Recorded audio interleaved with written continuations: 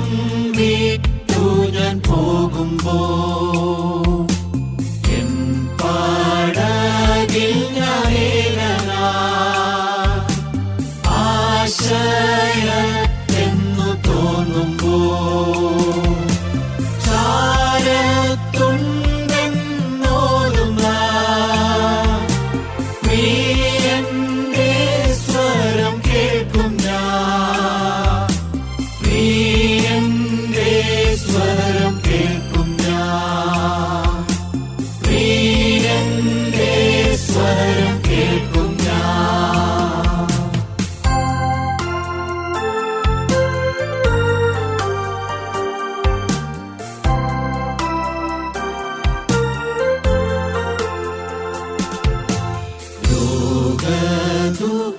ദുഃഖങ്ങളേറുമ്പോ മാനപീഡകളേറുമ്പോ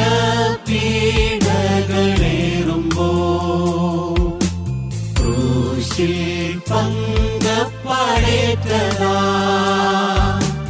യേശു മാത്രമെന്ന ഭയം മാറിൽ ചേർത്തണച്ചിടും ചേറ്റിൽ നിന്നു ഉയർത്തിടും കാതിൽ സാന്ത്വനമോദിടും, കാതിൽ സാന്ത്വനമോദിടും.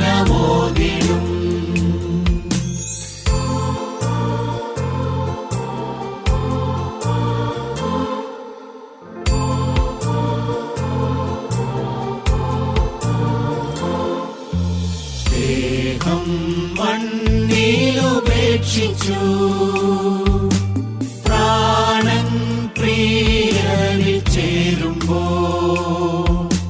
ഗോളാന്തരങ്ങൾ താണ്ടിടും യാത്രയിലും പ്രിയൻ തുണ കാണും മാറുകരയിൽ ഞാൻ വീണ്ടെടുത്തോരിൻ സംഘത്തെ എന്നെ കാത്തു നിൽക്കും സംഘത്തെ, എന്നെ കാത്തു നിൽക്കും സംഘത്തെ. പാരിൽ പാർക്കുവാൻ പായുസി ഭാരങ്ങളധികം വേണ്ടിനി കാരിരുമ്പാണികളേറ്റവൻ ഭാരങ്ങൾ വഹിച്ചിടും.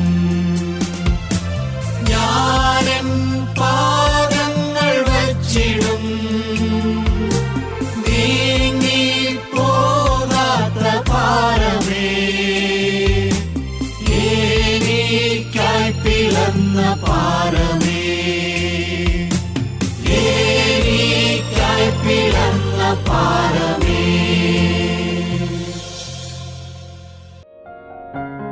ഞങ്ങളും ക്രൂശിക്കപ്പെട്ട ക്രിസ്തുവിനെ പ്രസംഗിക്കുന്നു. ദൈവ തിരുനാമത്തിന് മഹത്വം ഉണ്ടാകട്ടെ. ദാനിയേൽ പ്രവാചകൻ്റെ പുസ്തകത്തിൽ നിന്നാണ് നാം കഴിഞ്ഞ കുറേ ദിവസങ്ങളായി ചിന്തിച്ചു വരുന്നത്. ഏറ്റവും പ്രിയപുരുഷ, ഭയപ്പെടേണ്ട, നിനക്ക് സമാധാനം, ബലപ്പെട്ടിരിക്കുക ബലപ്പെട്ടിരിക്കുക എന്ന് പറഞ്ഞു. ദാനിയേലിനെ ജീവനുള്ള ദൈവത്തിൻ്റെ അനന്ത സ്നേഹം ബലപ്പെടുത്തുകയാണ്. ദാനിയേലിൻ്റെ ഭയപ്പാട് ദൈവം മാറ്റുകയാണ്. ദാനിയേലിന് സമാധാനം നൽകുകയാണ്. 12 അധ്യായമുള്ള ഒരു ചെറു ഗ്രന്ഥമാണ് ദാനിയേൽ പ്രവാചകരുടെ പുസ്തകം. ഈ 12 അധ്യായങ്ങളിലായി പടർന്നു കിടക്കുന്ന ആശയങ്ങളെയെല്ലാം ഒന്ന് ക്രോഡീകരിക്കുകയാണെങ്കിൽ ചുരുങ്ങിയ ചില വാക്കുകളിൽ നമുക്ക് അത് സംക്ഷേപിക്കാം. 1 decision, 2 promotion, 3 protection, 4 profession, 5 possession. 1 decision, Daniel യാതൊരു കാരണവശാലും തന്നെ അശുദ്ധമാക്കുകയില്ല എന്ന് ഹൃദയത്തിൽ നിശ്ചയിച്ചു. ഡിസിഷൻ, തീരുമാനമെടുത്തു. തന്മൂലം ദാനിയേലിന് അഭിവൃദ്ധി ലഭിച്ചു, പ്രൊമോഷൻ ലഭിച്ചു. 2 പ്രൊമോഷൻ. പേർഷ്യൻ സാമ്രാജ്യത്തിൽ 127 സംസ്ഥാനമുള്ള പേർഷ്യൻ സാമ്രാജ്യത്തിൽ എല്ലാ സംസ്ഥാനങ്ങളുടെയും അധിപന്മാരായ ഗവർണർമാരുടെയും മീതെ 3 പ്രസിഡൻസ് ഉള്ളതിൽ ഒന്നാമനായി ദാനിയേൽ വിളങ്ങി.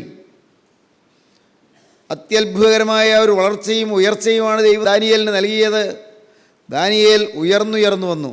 പ്രൊമോഷൻ. ഉയർച്ച വരുംതോറും ദാനിയേലിന് അസൂയാലുക്കൾ പെരുകി. ഉയർന്ന സ്ഥാനത്തുള്ളവർ തന്നെ ദാനിയേലിൻ്റെ ശത്രുക്കളായി മാറി. അവർ ദാനിയേലിനെ ഉപദ്രവിക്കാൻ തുടങ്ങി. പക്ഷേ ദൈവം ദാനിയേലിന് പ്രൊട്ടക്ഷൻ കൊടുത്തു. ദൈവം ദാനിയേലിന് സംരക്ഷണം കൊടുത്തു. ദൈവത്തോട് പറ്റി നിൽക്കുന്ന ദൈവദാസന് സംരക്ഷണം കൊടുക്കുന്നത് ദൈവത്തിൻ്റെ അത്ഭുതകരമായൊരു കൃപയാണ്. എക്കാലത്തും ദൈവം അത് ചെയ്തിട്ടുണ്ട്. ദൈവം ദാനിയേലിന് സംരക്ഷണം കൊടുത്തു, പ്രൊട്ടക്ഷൻ കൊടുത്തു. ദാനിയേൽ ദൈവത്തിന് പ്രിയപുരുഷനാകാനുള്ള മറ്റൊരു കാരണം, ദാനിയേൽ തൻ്റെ ജീവിതത്തിൽ അത്രയും ഉയർന്ന ഉദ്യോഗത്തിലിരുന്നെങ്കിലും ദാനിയേലിൻ്റെ ഒരു ഏറ്റവും പ്രധാനപ്പെട്ട ജോലി അനേകരെ ദൈവത്തിങ്കിലേക്ക് തിരിക്കുക എന്നുള്ളതായിരുന്നു. ബുദ്ധിമാന്മാർ ആകാശമണ്ഡലത്തിൻ്റെ പ്രഭ പോലെയും പലരെയും നീതിയിലേക്ക് തിരിക്കുന്നവർ നക്ഷത്രങ്ങളെപ്പോലെയും എന്നുവെന്നേക്കും പ്രകാശിക്കും എന്ന് ഒടുവിലത്തെ അധ്യായത്തിൻ്റെ 3-ാം വാക്യത്തിൽ നാം കണ്ടു. ദാനിയേലിൻ്റെ പ്രൊഫഷൻ, ദാനിയേലിൻ്റെ ഉദ്യോഗം പലരെയും നീതിയിലേക്ക് തിരിക്കുക. ജീവിതം അർത്ഥവത്താകുന്നത് അങ്ങനെയാണ്. ജീവിതം പ്രയോജനപ്രദമാകുന്നത് അങ്ങനെയാണ്. അനേകരെ നീതിയിലേക്ക് തിരിക്കുക.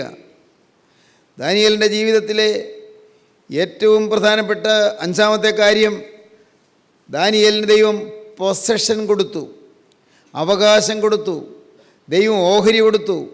ദൈവത്തിൻ്റെ രാജ്യത്തിൻ്റെ ഓഹരി, ദൈവത്തിൻ്റെ സമ്പത്തിൻ്റെ ഓഹരി, ദൈവത്തിൻ്റെ എല്ലാ സൗഭാഗ്യങ്ങളുടെയും ഓഹരി ദാനിയേൽ ദൈവം അവകാശം കൊടുത്തു. 12-ാം അധ്യായം 13-ാം വാക്യം എങ്ങനെയാണ് പറയുന്നത്? നീയോ അവസാനം വരുവോളം പൊയ്ക്കൊള്ളുക, നീ വിശ്രമിച്ച് കാലാവസാനത്തിങ്കൽ നിൻ്റെ ഓഹരി ലഭിപ്പാൻ എഴുന്നേറ്റ് വരും. കാലാവസാനത്തിങ്കൽ നിൻ്റെ ഓഹരി നിനക്ക് ലഭിക്കും. കാലത്തിൻ്റെ അവസാനം വരും.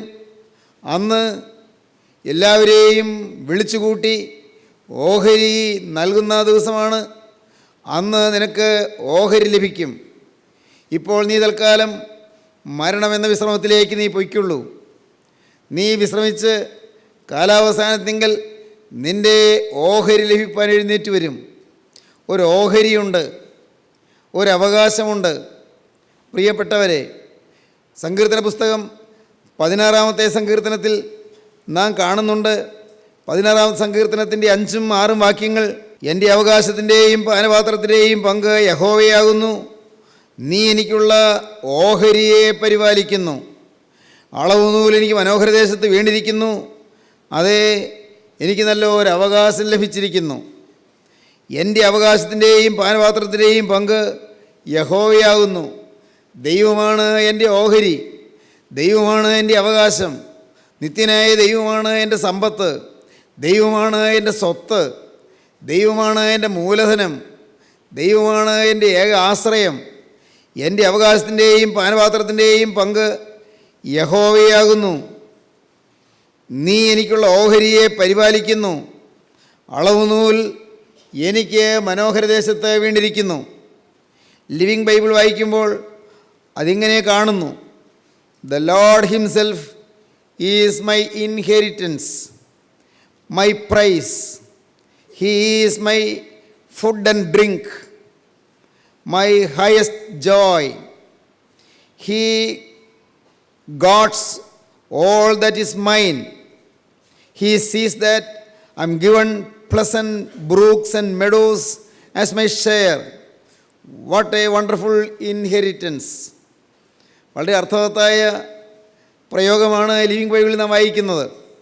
The Lord himself is my inheritance and my prize. എൻ്റെ അവകാശം ദൈവം തന്നെയാണ്, എൻ്റെ സമ്മാനവും ദൈവം തന്നെയാണ്. എനിക്ക് ലഭിച്ച ഏറ്റവും വലിയ സമ്മാനം ദൈവമാണ്. He is my inheritance and my prize. ദൈവം എൻ്റെ വലിയ അവകാശമാണ്. ദൈവം എൻ്റെ സമ്മാനമാണ്. He is my food and drink, my highest joy. അവനെൻ്റെ ഭക്ഷണമാണ്, അവനെൻ്റെ പാനീയമാണ്. ദൈവം എൻ്റെ ഭക്ഷണവും പാനീയവുമാണെന്ന് മാത്രമല്ല, അവൻ എൻ്റെ ഏറ്റവും അത്യുന്നതമായ സന്തോഷമാണ്. എൻ്റെ ആനന്ദത്തിൻ്റെ മികവും തികവുമാണ് ദൈവം. He is my food and drink, my highest joy. He guards all that is mine. എൻ്റേതായിട്ടുള്ളതെല്ലാം അവൻ സംരക്ഷണ ചെയ്യുന്നു, അവൻ ഗാർഡ് ചെയ്യുന്നു, അവനതെല്ലാം സംരക്ഷിക്കുന്നു, അവനതെല്ലാം സൂക്ഷിച്ച് സംരക്ഷിക്കുന്നു. He guards all that is mine. എൻ്റേതെല്ലാം, എൻ്റെ സ്വത്ത്, എൻ്റെ ജോലി, എൻ്റെ ഭവനം, എൻ്റെ മക്കൾ, എൻ്റെ കുടുംബം, എൻ്റെ ആരോഗ്യം, എനിക്കുള്ളതെല്ലാം എല്ലാം അവൻ ഗാർഡ് ചെയ്യുന്നു. He guards all that is mine. He sees that I am given pleasant brooks and meadows as my share. എൻ്റെ ഷെയറായിട്ട്, എൻ്റെ ഓഹരിയായിട്ട്, എനിക്കുള്ള പങ്കായിട്ട് അവൻ മനോഹരമായ അരുവികളും സുന്ദരമായ മനോഹരമായ മൈതാനങ്ങളും എനിക്ക് വേണ്ടി കരുതി വച്ചിരിക്കുന്നു. എനിക്കിതെല്ലാം അവൻ തരികയാണ്. He sees that I am given pleasant brooks and meadows as my share. നല്ല സുന്ദരമായ പ്രകൃതിയുടെ മോഹനമായ ദൃശ്യങ്ങളെല്ലാം അവൻ എനിക്ക് വേണ്ടി തരികയാണ്, എനിക്ക് സമ്മാനമായി തരികയാണ്. പ്രകൃതിയുടെ ലാവണ്യം മുഴുവൻ എനിക്ക് തരികയാണ്. പ്രകൃതിയുടെ വിഭവങ്ങളെല്ലാം എനിക്ക് തരികയാണ്. ഈ പ്രകൃതിയിലുള്ളതായ സന്തോഷ വസ്തുക്കളെല്ലാം അവൻ എനിക്കായി ശേഷിപ്പിച്ചിരിക്കുകയാണ്. He sees that I am given pleasant brooks and meadows as my share. What A wonderful inheritance. എത്ര അതിശയനീയമായ അത്ഭുതകരമായ അവകാശമാണ് എനിക്കുള്ളത്. മലയാള വേദപുസ്തകത്തിൽ നാം വായിച്ചത് ഇങ്ങനെയാണ്: എൻ്റെ അവകാശത്തിൻ്റെയും പാനപാത്രത്തിൻ്റെയും പങ്ക് യഹോവയാകുന്നു. നീ എനിക്കുള്ള ഓഹരിയെ പരിപാലിക്കുന്നു. അളവ് നൂൽ എനിക്ക് മനോഹര ദേശത്ത് വീണിരിക്കുന്നു. അതേ, എനിക്ക് നല്ലൊരവകാശം ലഭിച്ചിരിക്കുന്നു. നല്ലൊരവകാശം. പ്രിയപ്പെട്ടവരെ, നമ്മുടെ കാര്യം ദൈവത്തിൻ്റെ കരങ്ങളിലാകുകയാണ്. നമ്മുടെ വിഷയം ദൈവത്തിൻ്റെ ഒരു പരിഗണനാ വിഷയമായി മാറുകയാണ്. എന്തൊരു ഭാഗ്യകരമായ അനുഭവമാണത്.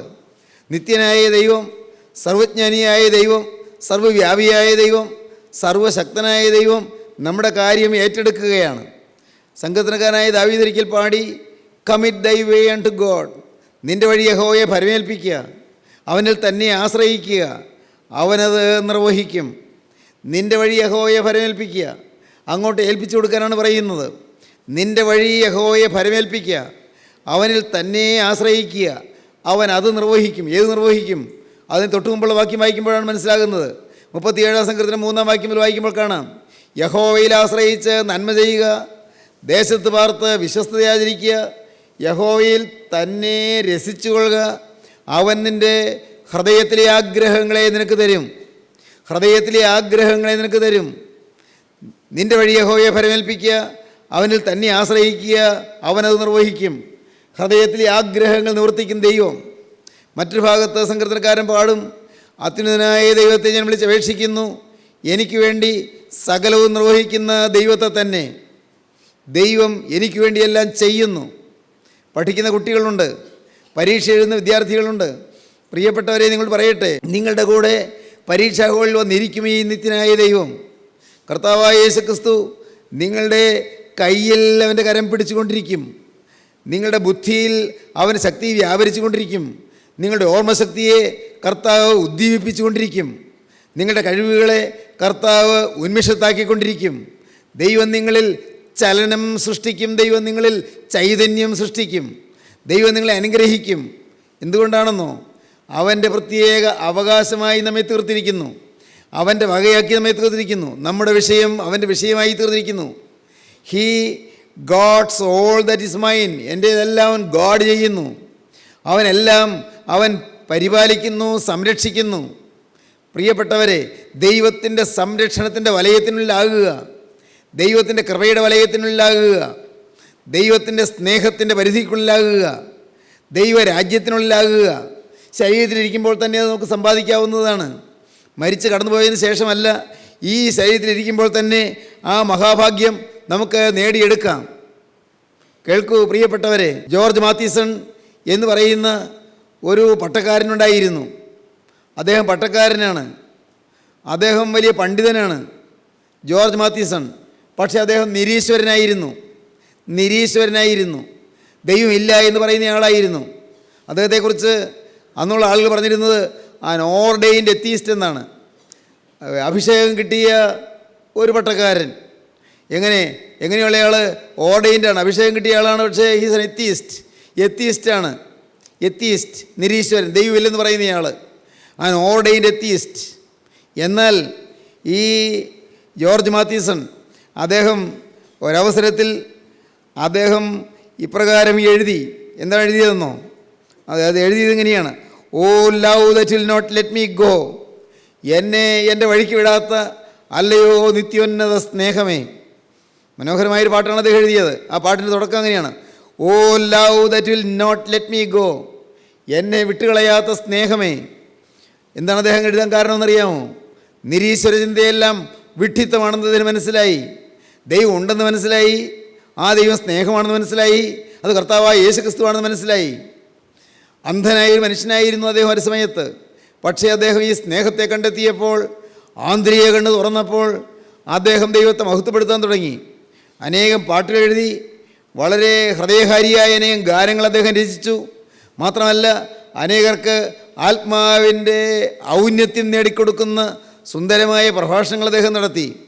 ഓ love that will not let me go, എന്നെ കൈവിട്ട് കളയാത്ത നിത്യസ്നേഹമേ. ദൈവത്തിന് സ്തോത്രം. കേൾക്കുക പ്രിയപ്പെട്ടവരെ, അദ്ദേഹത്തിൻ്റെ ജീവിതത്തിൽ കുറേ കാലം നഷ്ടപ്പെടുത്തി കളഞ്ഞെങ്കിലും അദ്ദേഹം ആ കാലങ്ങളെല്ലാം നേടിയെടുത്തു, ആ കാലങ്ങളെല്ലാം മാറ്റിയെടുത്തു. അദ്ദേഹം ദൈവവിശ്വാസിയായി തീർന്നു, ക്രിസ്തു വിശ്വാസിയായി തീർന്നു.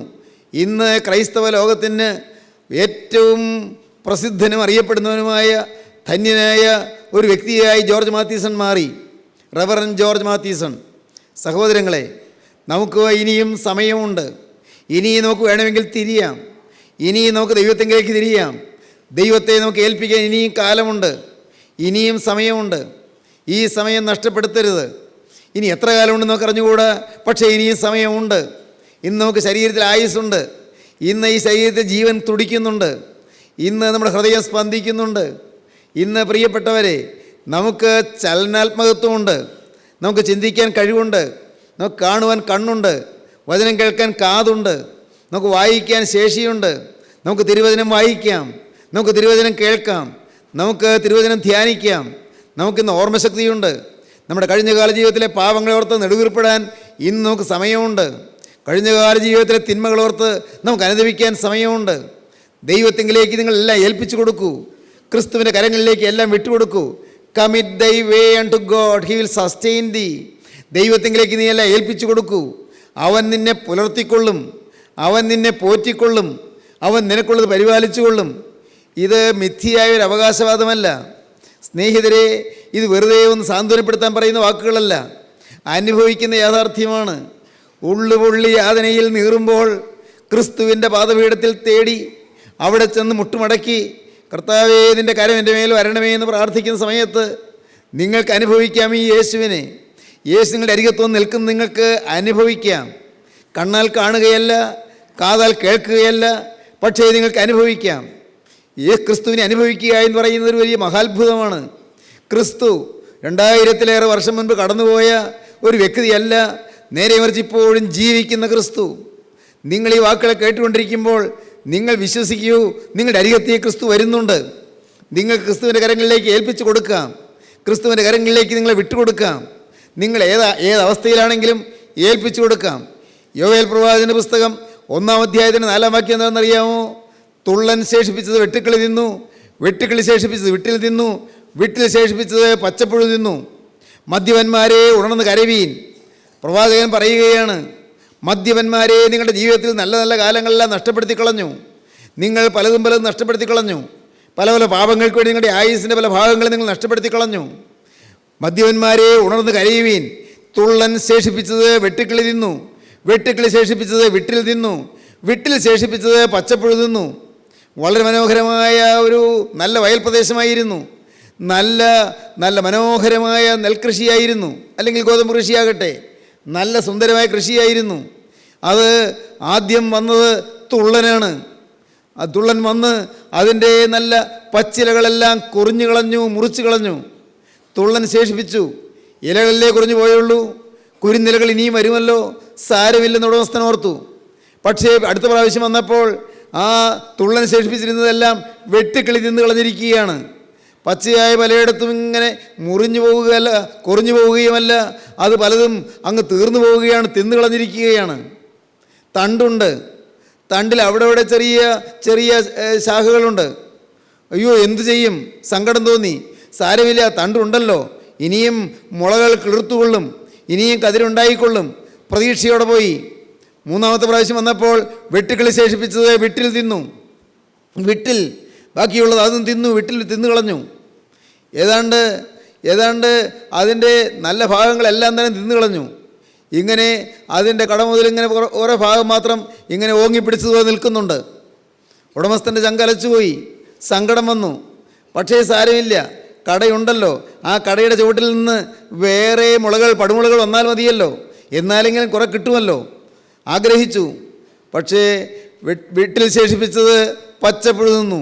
അടുത്ത പ്രാവശ്യം വന്നപ്പോൾ കട പോലും കാണാനില്ല, എല്ലാം ശൂന്യമായിരിക്കുന്നു. പ്രിയപ്പെട്ടവരെ, അനേകരുടെ ജീവിതം എങ്ങനെയാണ്? പലതുമായി എല്ലാം നഷ്ടപ്പെടുത്തി.